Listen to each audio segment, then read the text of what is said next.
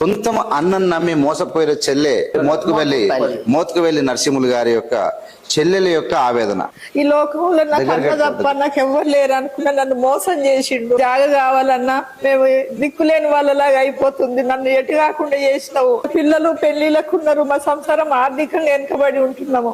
దయచేసి మా జాగ మాకు ఇస్తే మా అంతలో మేముంటాము. సొంత కుటుంబానికి అన్యాయం చేసే వాళ్ళు ఎవరున్నా వీళ్ళని ఈజీగా వదలొద్దు. దీని మీద చర్య తీసుకోవాలి. ఖచ్చితంగా వీళ్ళ వాళ్ళ చెల్లెల్ని ఆయన పిలిపియాలని నేను స్పెషల్ గా రిక్వెస్ట్ చేస్తున్నా. నేను ఎక్కువగా సఫర్ అయింది నా భార్య అన్నగారైన Motkuvelli Narasimhulu garu minister, ex minister, జాగా అక్కడ ఉన్నది. మీరు అప్పో సప్పో చేయండి, కుదబెట్టుకునే అన్ని తీసుకొచ్చి కొనండి ఏదో చెప్పిండు. 6 నెలలు తిరిగి ఏడ్చినట్టు తూడ్చినట్టు యాక్షన్లు చేసేసరికి చెల్లెను కదా ఏదో బతుకుతుంటే 2 ముద్దలు తిని వచ్చిన వాళ్ళకు ఇంత అన్నం పెడితే ఆయన తట్టుకోలేదు. వీళ్ళ దగ్గర ఏముందో ఏం చేయాలి అంత వీకేసుకోవాలి, తీసేసుకోవాలి. అమ్మ మీ తన మీద కొడుకు ఎదిగేట్టు కదా ఆయన ఇంట్లో ఉండాలి కదా. లేదు అక్కడ ఆమెకు సరి అయిన పాలన లేదు. అమ్మ ఏమన్నది, నా కొడుకైనా సరే బిడ్డ నీకు నిజం చెప్తున్నా జాగ కొనకు అన్నది. అన్న దగ్గర జాగ కొనకు, నా కొడుకులైనా నేను చెప్తున్నా మంచోళ్ళు కాదు బిడ్డ, నువ్వు రాములను రోడ్డు మీద వేయకు అన్నది. అమ్మ నిజం చెప్తుందని నాకు తెలియదు. 15 ఎకరాలు గిఫ్ట్ చేస్తుంటే ఒక 10 లక్షలు ఎక్స్ట్రా అడుగుతూ పోతుంటే ఆయనతోనే ఓడి పెట్టుకుంటాడండి అన్నట్టు మేము దూరంగా ఉంటున్నాం. వాళ్ళ ఇంటికి మర్యాదే లేదు. తను బాధపడుతుంది. ఎందుకట్లా? అన్న సంస్కారం అది. మోత్కువెల్లి నరసింహులు గారి సంస్కారం అది. తప్పు చేసిన భూమాన్ని అన్నాడు. తప్పు నువ్వుగా చేసింది, ఏం చేసిన తప్పు నీ దగ్గర భూమి కొనడం మాట అంతే. ఆయన చెప్పుకుంటుండు. ఏమని చెప్పుకుంటున్నానంటే, అరే జడ్జిలు నాకు కావాల్సిన వాళ్ళు ఉన్నారు, అడ్వకేట్లు నాకు కావాల్సిన వాళ్ళు ఉన్నారు, సర్వత్రా ఉన్నారు, సుప్రీంకోర్టు దాకానైనా నేను మేనేజ్ చేసుకోగలుగుతాను. దళాకోరుల వలన ఎన్నో కుటుంబాలు ఎన్నో కాపురాలు ఆగమైపోతా ఉన్నాయి.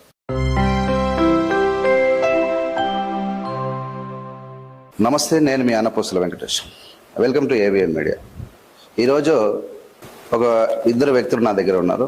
వాళ్ళను చూసిన తర్వాత సభ్య సమాజం ఒక ఇంకిత జ్ఞానంతో మానవత్వ విలువలతోనే ఆలోచించిన, లేదంటే హ్యాజ్ ఫర్ లా రూల్ ప్రకారంగా ఆలోచించిన, ఎలాంటి అంటే ఉన్నతమైనటువంటి ఎదిగిన కుటుంబాలలో ఎలాంటి విషయాలు జరుగుతున్నాయి అనే విషయాలు కూడా మీరు అబ్జర్వ్ చేయాల్సిన అవసరం ఎంతైనా. సభ్య సమాజం తలదించుకున్నటువంటి కార్యక్రమాలు కొంతమంది ఉన్నత స్థానంలో ఉన్నా, లేదంటే బర్ల కాసినా, ఆడు ఎంత పెద్ద స్థాయికి పోయినా వాని గుణం అనేది మారటలేదు అనేది చెప్పడానికి ఈ నిదర్శనం.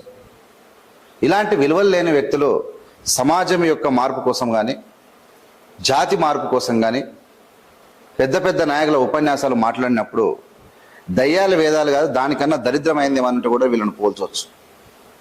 అలాంటి విషయంలో ఒక 30 ఏళ్ళుగా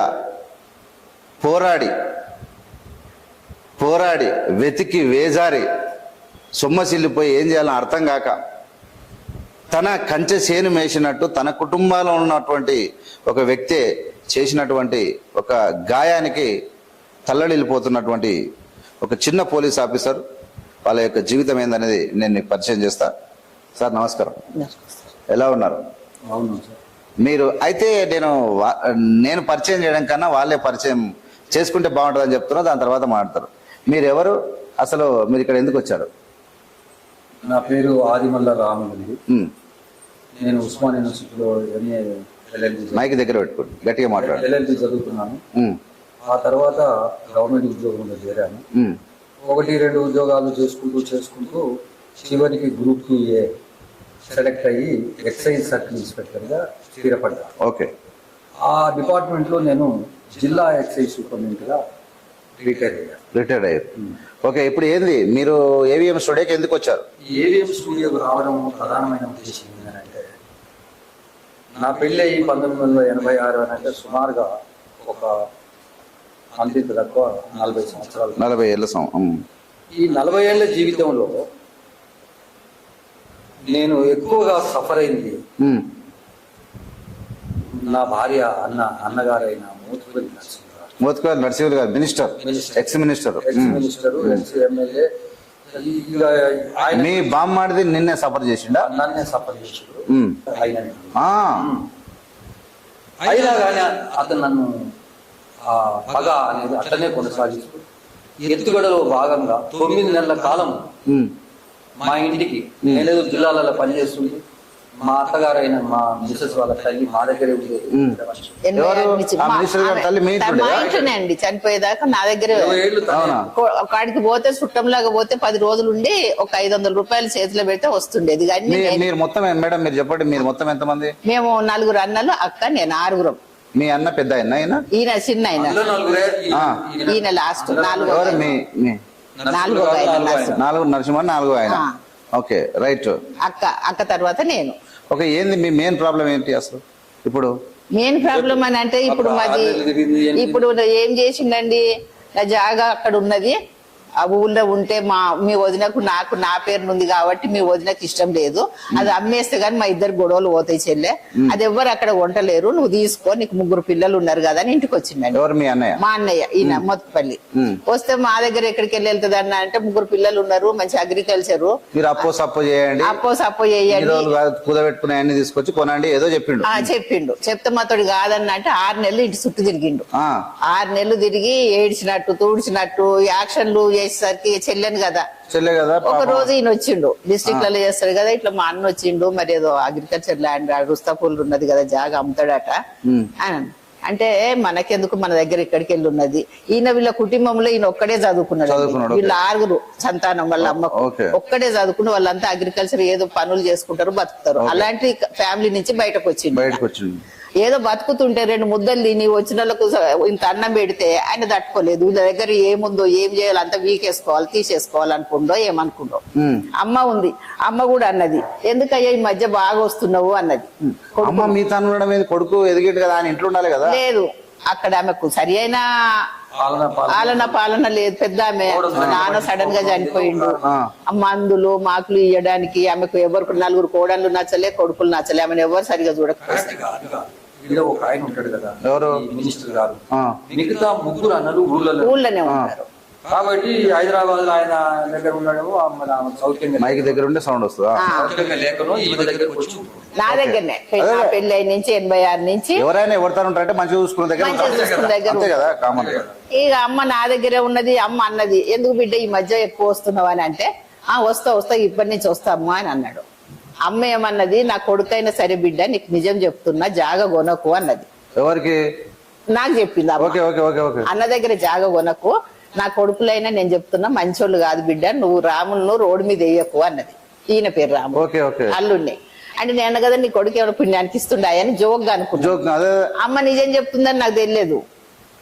అవి వద్దు బిడ్డ, నువ్వు పిచ్చిదానివి, నువ్వు కొనకు బిడ్డ, ఆగమైపోతావు వద్దు అని అన్నది.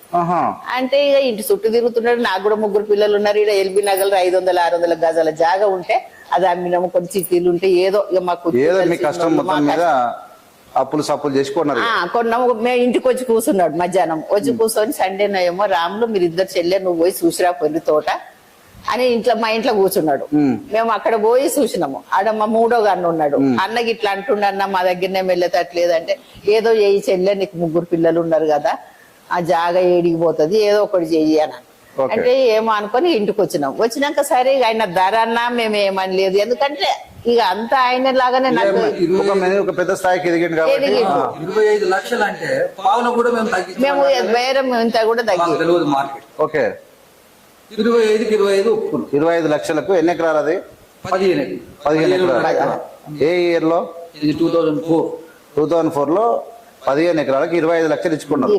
అప్పుడు రేట్ ఏంటంటే ప్లెయిన్ ల్యాండ్ 30,000కు రోడ్ ఫేసింగ్, అంతే, అంతకన్నా ఎక్కువ లేదు. నాకు తెలియదు. తోట కదా చెప్పిండు ఆయన, తోట కదా అది కదా ఇది కదా. మా 3వ కన్నా అక్కడే ఉంటాడు, మేమే పెట్టిన. ఆయనకు అంతకుముందు మౌతపల్లి వ్యవసాయం చేసినప్పుడు ఆయనే ఉన్నాడు 3వ ఆయన, మా అన్న. మేము కూడా కొన్నాక అన్ననే కదా ఉండని అని ఉంచుకున్నాము. ఆయన ఉండి కొన్ని చెల్లె ఏమైతుంది లేదు, ఇంత ధర ఎక్కువనే గానీ మరి ఏం చేస్తావురా అని అన్నాడు. అంత పెట్టేది లేదు గానీ ఇక మరి ఏం చేస్తావు, తిట్టే మీ అన్ననే తింటాడేమో, మీ అన్నకే ఇన్ని పైసలు ఎక్కువ అయితే మా తోట అమ్మింది కదా అన్నట్టు మీరు కూడా అనుకున్నారు. మనోళ్ళకి మోసపోయినా. అయితే ఏంది మోసమైంది అసలు ఏం జరిగింది? అదే మీరు పొలం కొన్నారు, 25 లక్షల రూపాయలు ఇచ్చి 15 ఎకరాల భూమి కొన్నారు. అయితే ఏమైంది మీకు మోసమైంది? రిజిస్ట్రేషన్ చేసుకుంటానికి పోయినా, రిజిస్ట్రేషన్ ఆఫీస్ పోతే అప్పుడు సేల్ డీడ్ కాదు, నేను గిఫ్ట్ డీడ్ చేస్తాను. రిజిస్ట్రేషన్ ఆఫీస్ కాదు. ఎందుకు అని అంటే చెల్లెకు భూమి అమ్మిందని నాకు చెడ్డ పేరు వస్తుంది. ఆ అమ్మాయికి పెళ్లి చేసిన, అది చేసిన, ఇది చేసిన, మరి ఏం పెట్టిండు, ఏం సంగతి అనే మాట వస్తుంది అన్నట్టు అర్థం వచ్చినట్టు చెప్పాడు. ఓకే. చెప్పి చెల్లికి భూమి అమ్మిండని అంటే అది మనకి ఇష్టం, మంచిగా ఉండదు కాబట్టి నేను గిఫ్ట్ యూజ్ చేస్తాను. ఓకే. అంటే 15 ఎకరాలు గిఫ్ట్ యూజ్ చేస్తుంటే ఈయనంత కదా మగోడు అనుకోవాలి కదా. ఓకే. మాకింత తెలియదు. అట్లా చేసింది. చేసిన తర్వాత మళ్ళీ ఒక 3 నెలల కాలం దాటిందో దాటలేదు, ఒకరోజు సడన్ గా 6-7 గంటల సాయంకాలం 6-7 గంటల ప్రాంతంలో పట్టణ అంటే వచ్చేసిండు. వచ్చేసి చాలా పెద్ద ప్రాపర్టీ అవుతుంది ఫ్యూచర్ లో ఒక 10 లక్షలు ఎక్స్ట్రా ఫ్యూచర్ లో అయితే కానీ ఇప్పుడైతే కాలే కదా. ఫస్ట్ అయితే నాకు 10 లక్షలు ఎక్స్ట్రా ఇవ్వాలి. ఎక్స్ట్రా అంటే ఎట్లా మాట్లాడుతున్నా అయిపోయి ఎక్స్ట్రా అంటే మేమేట తేవాలి అని నేనంటే ఇక అప్పు అనుకోరాదు అంటే నువ్వు అట్లా అన్నందుకు నేను ఇట్లా అంటున్నా అన్నట్టు అప్పు అనుకోండి. ఇక నేను చూసుకుందాం, ఇక నేను చిన్నాడు నువ్వు తీసుకున్నాను అడుగుతాం అన్నట్టు అన్నాడు. లేవు మాతో కాదు అనుకో. ఇక ఇంతకంటే వీళ్ళు లొంగేటట్టు లేరు అనుకోని బయలుదేరాడు. పోతే కారు దాకా పోయి పోతూ చూడండి అంటే మాతో కాదని నేను చెప్తున్నా వచ్చినాం. లేదు, ఒక కుటుంబం ఎంతగానో అయితే డబ్బులు ఉంది కదా. 2005 లో మున్సిపల్ ఎన్నికలైంది. అప్పుడు టిఆర్ఎస్ ఘోరంగా ఓడిపోయి okay first time Chandrababu NT మన రాజశేఖర రెడ్డి సీఎం. అది ఓడిపోగానే ఎలక్షన్ల తర్వాత భూముల ధరలు విపరీతంగా ఒక రీజన్. ఓకే, ఏదో పెరిగినాయి బాగా. అయితే పెరిగేసరికి ఇక మనం చూసుకోవాలి. అప్పటికి ఈ ఎలక్షన్ల కంటే ముందు వాళ్ళు అడిగితే అది మా చెల్లికి అమ్మేసిన అని చెప్పాడు, మా చెల్లికి ఇచ్చేసిన ఇట్లా చెప్పుకోవచ్చు. ఈ ఎలక్షన్ తర్వాత ఏం చేసింది అని అంటే మనసు మారింది. అప్పటికి కూడా ఒక కుట్ర ఉంది, కానీ కుట్ర కొత్తగా వచ్చింది ఏం కాదు. మమ్మల్ని ఎటుబడి ఈ డబ్బు ఉంటే వీళ్ళు ఏమన్నా కొంటే 100 ఎకరాలు వస్తుండే కదా, వస్తే వీడు 100 ఎకరాలు ఆసామి అవుతుండే కదా, అట్లా కాకుండా చూడాలి కదా అని అలాంటి ఎత్తు కదా ఆయన ముందు నుంచి వేసి ఇక మమ్మల్ని అడగడం మొదలు పెట్టింది. డబ్బులు మేము ఇక ఆ పిచ్చోతో నేను పెట్టేమన్నట్టు పిచ్చో అప్పటికోలా అయితే ఇసర్ జాతరని మొట్ట శాతలు ఈమె బాధపడుతుందేమో కానీ అన్న అన్నప్పుడు ఒరిజినల్ అంటే పిచ్చోడు.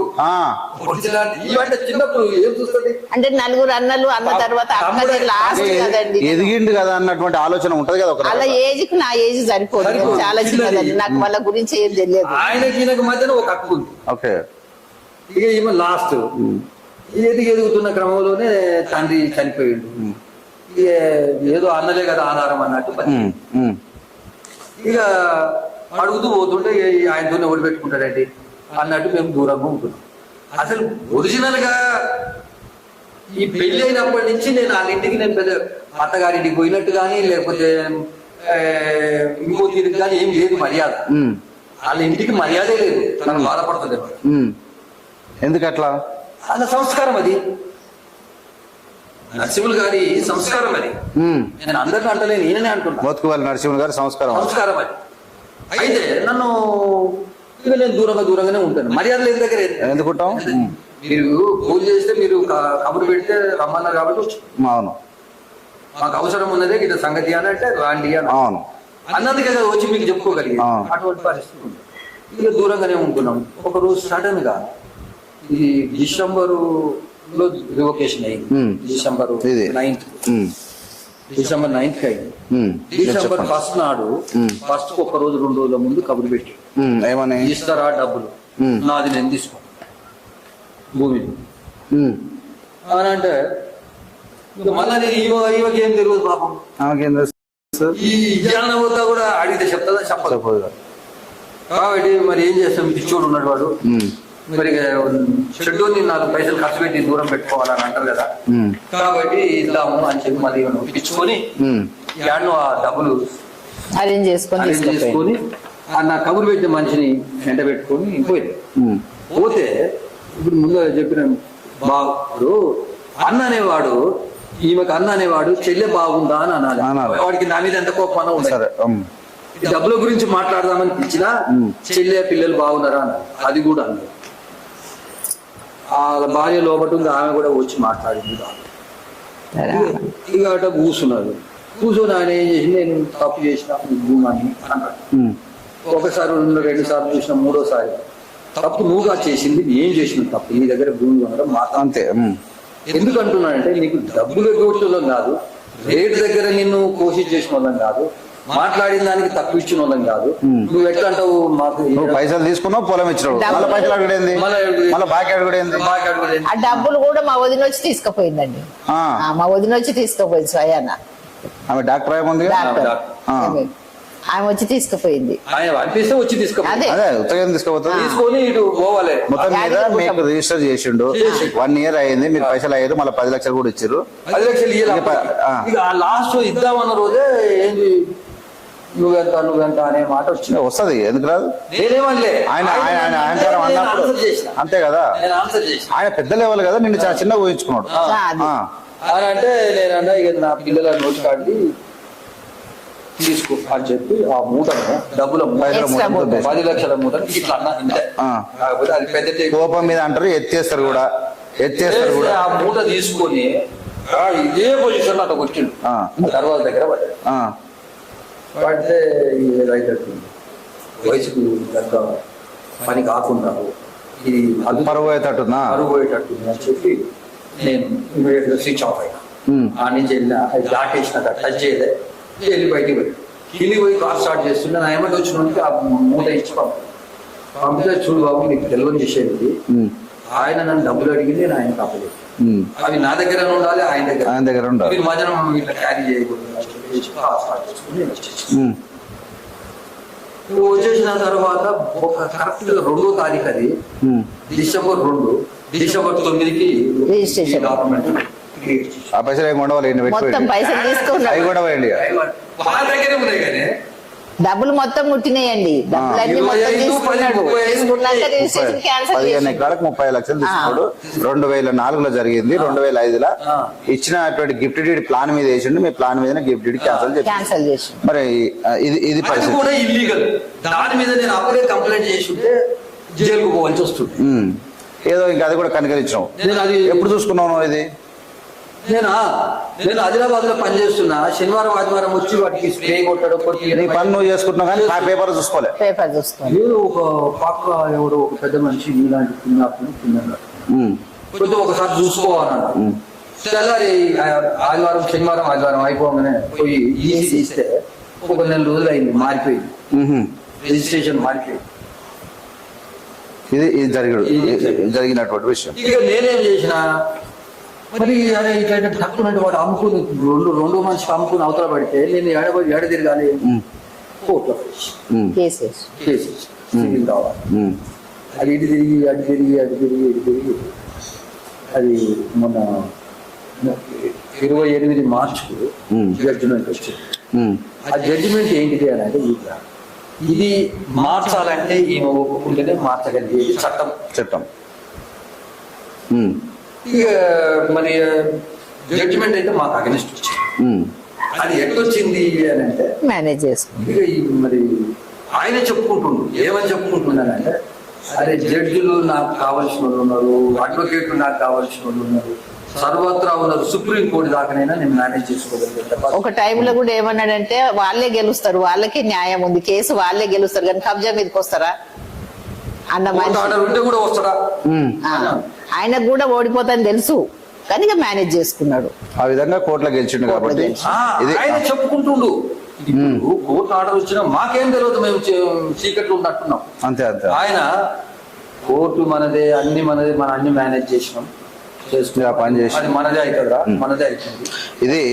ఇది ఈ ప్రజల సాక్షిగా రాజ్యాంగబద్ధంగా ఎన్నికైనటువంటి ఒక ఎమ్మెల్యేనే కాదు, ఒక మినిస్టర్ కాదు, దళిత జాతిలో పుట్టి దళిత ఉద్ధారకుడనని చెప్పి నిన్న మొన్న దావకాన్ల వల్లి డ్రామాలు చేసిన తుమ్మల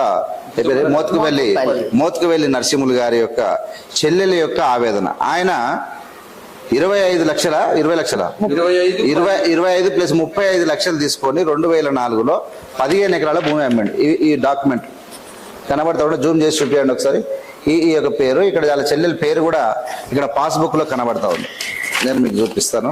ఇక్కడ వాళ్ళ చెల్లెల పేరు కూడా ఇక్కడ కనిపిస్తా ఉంది. ఆదిమల్ల సుశీల, భర్త రాములు పేరు. ఇక్కడ ఇస్తారపురం తుర్కలపల్లి, రుస్తాపురం తుర్కలపల్లి, భువనగిరి జిల్లా.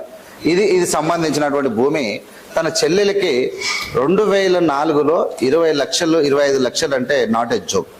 వీళ్ళు సొంతం అన్నం నమ్మి మోసపోయిన చెల్లె ఏం చేయాలనో అర్థం కాక వాళ్ళ యొక్క ఆవేదన, అంటే రాజకీయంగా పొలిటికల్ పలుకుబడి ఉన్నోడు ఈ దేశ సమస్యలను తీర్చాలి, ప్రజల సమస్యలు తీర్చాలి తప్ప సొంత చెల్లెలు ఏదో దరిద్రాల్లో జాబులు వచ్చేదే కష్టం.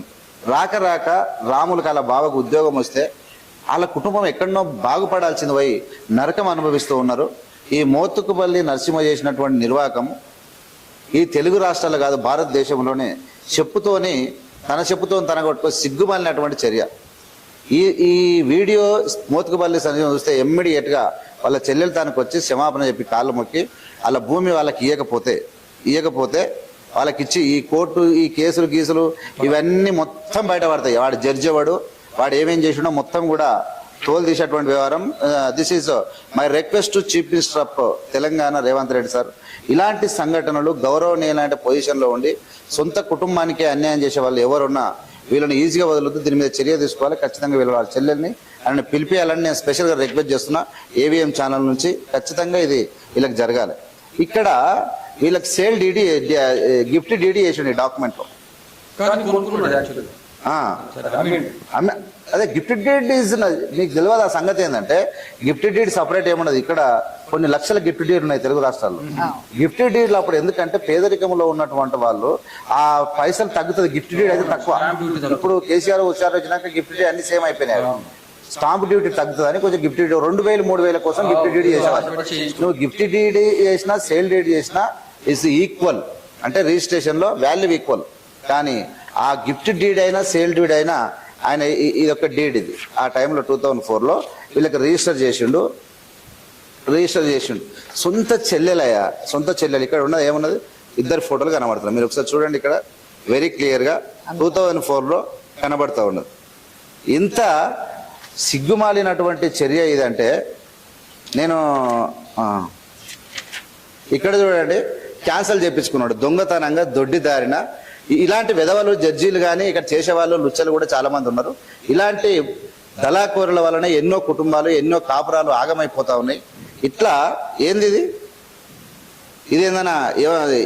ఏందన్నట్టు ఇది ఏమన్నా అర్థం ఉందా దీనికి? ఎట్లా పోయింది ఇది? How it is possible? Gift DD చేసినాక చెల్లె కాళ్ళు మొక్తావా లేకుంటే చేస్తావా, ఇంకోటి చెప్తావా ఆమె చేయాలి కదా. ఆమె చేయకుండా ఒక ఉద్యోగి ఒక సాధారణంగా ఎక్సైజ్ డిపార్ట్మెంటో పోలీస్ డిపార్ట్మెంటో లేదంటే ఏదో ఒక డిపార్ట్మెంట్లో ఎంప్లాయీస్ అవుతాం. తన కుటుంబంలో ఎంప్లాయ్ అయితే ఆయన ఏదో సంపాదించాలి, మా తాత ముత్తాతల నుంచి మొత్తం చాకరీ చేసి బతికి నా పిల్లలు ఉన్నదా సార్ అనుకోవాలని చెప్పి ఒక కళలు ఉంటాయి కుటుంబానికి. ఆ కళలు ఉంటే ఆ కళను నీ సొంతం నీ భావనం నువ్వు చిదిమేసేటువంటి మంత్రివి. నువ్వు ఏం చేస్తారు? మోత్కుపల్లి నరసింహ గారు మేము మినిస్టర్ అయ్యి ఏడ జాతిని ఉద్ధరిస్తారు? నీ రక్తాన్నే నరకం చూపిస్తున్నావు కదా. మీ పిల్లల పెళ్లిళ్ళని ఎంతమంది అండి? మీ పిల్లలు? మాకు 3 పిల్లలండి. పెళ్లిళ్ళేవి ఏం లేవు. మాకు ఆర్థికంగా మొత్తం తీసుకుపోయి అక్కడ పెట్టినాం. మేము ఆర్థికంగా వెనకబడి ఉన్నామండి. పిల్లల పెళ్లిళ్ళు కూడా చేయలేకపోతున్నాం. అవునా? అప్పుడేమో 35 లక్షలు అడగట్టి అప్పులు సప్పులు చేసి కట్టి నేను తెచ్చిన అప్పులకి నువ్వు కట్టుకుంటే కోర్టు కేసులు 20 ఏళ్ళ నుంచి కోర్టు కేసులలోనే నడుస్తుంది. కోర్టు ఖర్చు కట్టుకుంటూ తిరుగుతున్నాం. ఇదా మోత్కుపల్లి 30 ఏళ్ళు వచ్చినాయి పిల్లలకు. ఒక దీనమైనటువంటి స్థితిలోకి నెట్టినటువంటి మోత్కుపల్లి నరసింహ గారు ఈ సమాజంలో ఈ వీడియో నేను ఒకవేళ దీనికి రెస్పాన్స్ రాకపోతే దీన్ని పెద్ద ఎత్తున స్టేట్ మొత్తం మీకు ఇబ్బంది అవుతుంది. నీ చెల్లెలకి ఏం మాట్లాడుకుంటావు, నీ బావతో ఏం మాట్లాడుకుంటావు, నీ చెల్లెలతో ఏం మాట్లాడుకుంటావు, ఈ విషయం మీద మీరు ఖచ్చితంగా వీళ్ళని అప్రోచ్ కాకపోతే మంచిగా సభ్య సమాజం తలదించుకున్నటువంటి పనులు మీరు చేయకూడదని. ఇది మీ కుటుంబ సమస్య కాబట్టి ఇది బయటికి ఖచ్చితంగా మీరు చేస్తే మీరు ఇమ్మీడియట్గా మీ చెల్లెల నుంచి మీ బావ నుంచి ఫోన్ వస్తే నేను ఇమ్మీడియట్గా డిలీట్ కూడా చేస్తాను వీడియో. ఖచ్చితంగా వీళ్ళకి న్యాయం జరగాలి. మీరు ఒక మినిస్టర్గా ఉండి ఒక ఉన్నత స్థానంలో ఉండి మీరు మందకృష్ణ మాదిగ అనుచరుడా లేకుంటే మంది అదా? మొన్న మాదిగ జాతికి రేవంత్ ఏమో చేసిన అంటున్నావు కదా. నీ జాతి కోసం నీ సొంత చెల్లెలకి ఏమైంది? మొత్తం సమాజం మొత్తం ఇప్పుడు చేయనికి రెడీ అయిపోయింది. ఆమె నా బిడ్డల పెళ్ళిళ్ళు కాలేదు, నా కొడుకు పెళ్ళిళ్ళు కాలేదు. ఆ టైంలో మేము సంపాదించుకుని అప్పులు చేసిన అవి తీర్పనిగానే సరిపోతున్నాయి. ఇవాళ మా కుటుంబం మొత్తం రోదన పరిస్థితిలో ఉంది. మా అమ్మను కూడా నేనే చూసుకునేదాన్ని. కనీసం నేను ఇంత మంచి పనులు చేస్తే మన తల్లిని సేవ చేసినందుకన్నా నాకు మా అన్న ఇలాంటి బ్యాడ్ గిఫ్ట్ ఇచ్చిన ఆమె చాలా బాధపడుతూ ఉన్నది. ముఖ్యంగా చెప్పండి, మీ ఇప్పుడు లాస్ట్ మీ పెళ్లి అయినప్పుడు మీ నాన్నగారు ఉన్నారా? నాన్న లేడు, అమ్మ నాన్న లేరు. అమ్మ. మీ అన్న పెళ్లి చేసి బాగా హెల్ప్ చేయొచ్చు కదా మీకు. పెళ్లి ఎక్కడ చేసిండు ఏం కదా? నాకు పెళ్లి యాదగిరి గుట్టలో చేసిండండి. అవునా? యాదగిరి గుట్టలో చేసి కూడా నాకు 10 తులాల బంగారం వేసినోడు కాదు, లేకపోతే నాకు ఏమి ఇచ్చినోడు కాదు. ఏదో ఇంటర్వ్యూలో చెప్పిండు అందరు పెళ్లి చేసి సెట్ చేసిన ఒక ఇంటర్వ్యూలో చెప్పిండు ఆయన. చెప్పిండు కానీ నాకు ఏం లేదండి. ఒక అక్షరం ఎవిడెన్స్ లో ఇన్ని పేపర్స్ పెట్టిండండి. నేను పెళ్లి చేసిన నాకు అమ్మ ఉన్నది అప్పటికి. అది అమ్మ పరిస్థితి అట్లుంది. యాదగిరి గుట్టలో పెళ్లి చేసుకొచ్చిండ్రు. ఈయన పైసా కూడా ఖర్చు పెట్టలేదు. ఓరే బాబా, ఇది ఇంకా ఇంకా మీరు ఆయనకి ఇంకొక 2-3 అక్క చెల్లెలు పెళ్లి కావాలని ఉంటే ఆయన చాలా లాభాలు వచ్చాయి.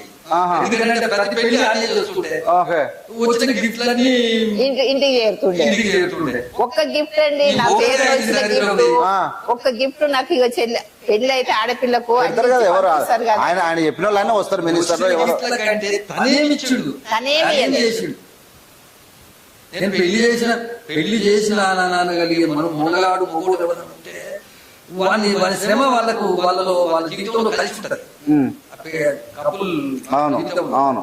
నువ్వు ఏం చేసినావు, నువ్వు ఎక్కడ చేసినావు సరే వీళ్ళ నుంచి ఎలాంటి లాభం లేదండి. మీరు ఇప్పుడు మీరు సొంతంగా జెన్యున్ గా మీ భార్య భర్తలు మీ పిల్లల భవిష్యత్తు కోసం డబ్బులు కూడా పెట్టుకున్నారు. మీరు మీ బామ్మడికి ఇచ్చారు, మీ పొలం తీసుకున్నారు. మీ పొలాలు అయితే ఏం న్యాయం కావాలి మాట్లాడండి. మా భూమి మాకు, మీ భూమి మీకు కావాలి. మీరు ఎందుకు మీరు పొలం మీదకి బయటకు వచ్చి ఎవరు వెళ్ళగొట్టారు?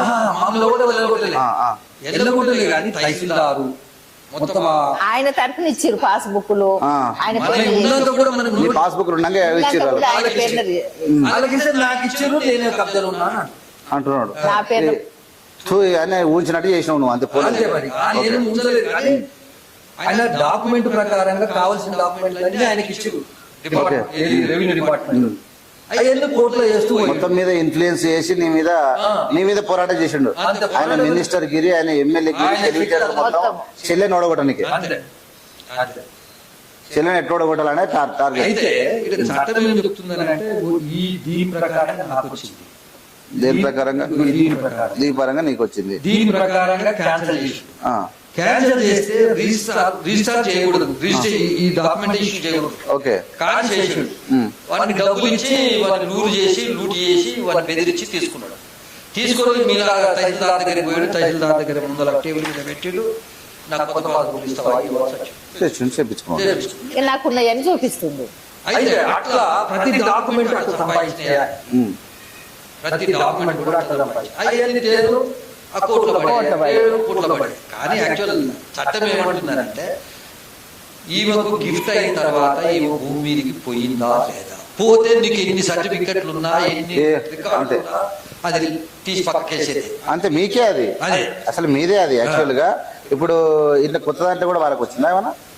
పాస్బుక్ లో వచ్చి ఎక్కించుకున్నాడు. మొత్తం మీద బ్లాక్ మెయిల్ చేసాడు. బ్లాక్ మెయిల్ విషయంలో ప్రస్తుత ప్రభుత్వానికి ఏబిఎం ఛానల్ నుంచి నా రిక్వెస్ట్ ఏంటంటే, ఏదైనా నేనేమంటున్నా అంటే ఫస్ట్ పరువు పోకుండా మోత్కువల్లి నరసింహ గారికి, మీ చెల్లెలే కాబట్టి మీరు మాట్లాడుకోండి. ఈ సమస్య తీరిపోవాలి ఇమ్మీడియట్ గా.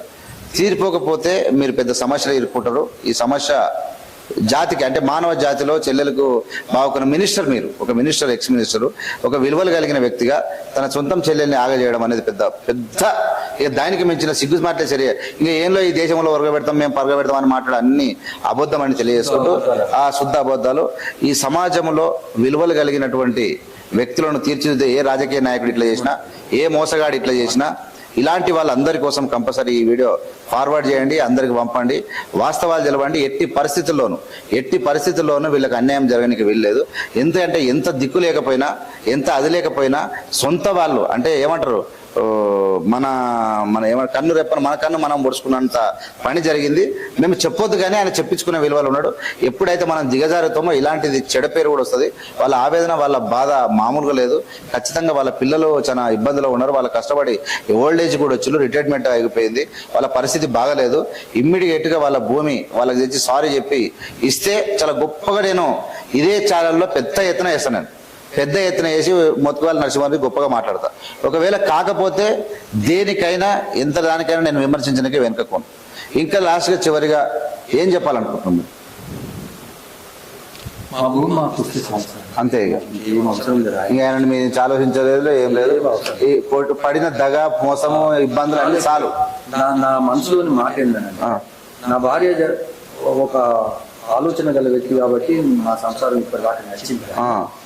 నేను ఈ మోతుపల్లి నచ్చిన చెల్లెను నేను ఎందుకు చేసుకున్నా, ఎందుకు నాకు ఈ నరకం అనిపించింది, ఎందుకు నాకు ఈ నరకం అని నేను బాధపడతాను తెలవకుండా. అబ్బా ఇటువంటి మనోవేదన నుంచి నేను సంసారాన్ని నెట్టుకుంటూ వచ్చిందని అంటే తను ఓపిక పట్టింది కాబట్టి నేను చెప్పు. మీరు డైరెక్ట్ మీ బామ్మడికి చెప్పు. డైరెక్ట్ నా భూమి నాకు ఇచ్చే ఏం చెప్తారు చెప్పండి. నేను ఎందుకు చూస్తాను చెప్పు మైక్లో నా భూమి నాకు న్యాయం. మోతుపల్లి గారు మీ దగ్గర మీకు ఏమన్నా జ్ఞానం ఉంటే తెలివి ఉంటే చేసిన తప్పును సరిదిద్దుకోవాలని ఉంటే మా భూమి మాకు అప్పయ్యం. అంతేగాని నన్ను బాధ పెట్టకు. నువ్వు మోసాలకు ఒడిగట్టకు. ఇప్పుడు నన్ను చాలా మోసం చేసినావు. ఈ సమాజంలో ఎవరు చేయనంత మోసం నన్ను చేసినావు. మా కుటుంబాన్ని అంతా ఇబ్బంది పెట్టి ఇప్పటికి నీ చేతుల్లోనే ఉంది, ఇంకా చేసే అన్నాడు. ఇంకా నీ చేతుల్లోనే ఉంది. మర్యాద కొరకు, మన్నన కొరకు, గౌరవం కొరకు, సమాజ హితం కొరకు నువ్వు మా వస్తువులు మాకు అప్పచెప్తే అదే పని. ఓకే మేడం, మీరు కూడా మీ అన్నకు అడగండి. నేను అన్నాని నమ్మిన ఈ లోకంలో నాకు అన్న తప్ప నాకు ఎవ్వరు లేరు అనుకున్నా. నన్ను మోసం చేసిండు. నా పిల్లలు పెళ్లిళ్ళకున్నారు. మా సంసారం ఆర్థికంగా వెనుకబడి ఉంటున్నాము. దయచేసి మా జాగ మాకు ఇస్తే మా అంతలో మేముంటాము. జాగ కావాలన్నా మేము దిక్కులేని వాళ్ళలాగా అయిపోతుంది. నన్ను ఎటు కాకుండా చేసినావు. అమ్మ చనిపోయే ముందు బిడ్డను ఆగం చేయొద్దు, బిడ్డ ఆ చెల్లెలను ఆడపిల్లను ఆగం చేయొద్దు, మోసం చేయొద్దు అంటే అమ్మని బెదిరించిండు. అమ్మ తినకుండా చేయకుండా చనిపోయింది. ఇక్కడతోటే చనిపోయింది. మాట బంద్ అయిపోయింది. అన్న అంటే నాకు ప్రాణం ఉండే, ఆ ప్రాణాన్ని కోసేస్తుండు. నన్ను ఎంత నమ్మినో నేను అంత మోసం చేసి లాస్ట్ నాకు ఇచ్చేసి కలిసి ఉందాం. నాకు ఏమి లేదు, దూరం ఉన్నా ఏం లేదు. నీ పిల్లల పరిస్థితి కూడా పెళ్లిళ్ళు ఉన్నాయి. దయచేసి నా వస్తువు నాకు ఇస్తే చాలు. ఓకే.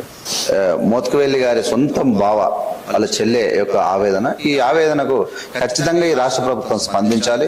ఈ విషయాల మీద వీళ్ళని పిలిచి మాట్లాడాల్సిందిగా నేను విజ్ఞప్తి చేస్తా ఉన్నా. ఇలాంటి చిన్న చిన్న విషయాలకు మన తెలివి ఎక్కువ ఉంది, తెలివి లేని ముంచడం కాదు.